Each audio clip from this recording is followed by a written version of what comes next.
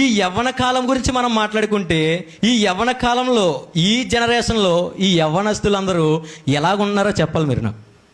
ఎలాగుంటున్నారు ఈ యవ్వనస్తులు? ఎలాగుంటారంటే కొన్ని ఐటమ్స్, అంటే ఈ లోక సంబంధమైనటువంటి వాటికి అట్రాక్ట్ అవుతూ ఉంటారు.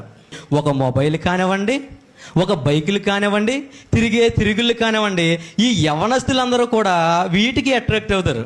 అలాగే స్త్రీల గురించి, యువకుల గురించి కూడా మాట్లాడుకుంటే, మనం స్త్రీలు ఎలాగంటే కొన్ని డ్రెస్సెస్ మీద, కొన్ని మేకప్స్ మీద, ఇంకా చూసుకుంటే మనం ఇంకా బుక్ చేయకుండా కూడా బుక్ చేస్తాం ప్రియులరా. మనం ఇక మీషోలని, ఫ్లిప్కార్ట్లని ఏది కూడా చూడకుండా ఇంట్లో ఎన్నో గొడ్డలు వేస్తామంటే అన్ని వేస్తాం మనం ప్రియులరా.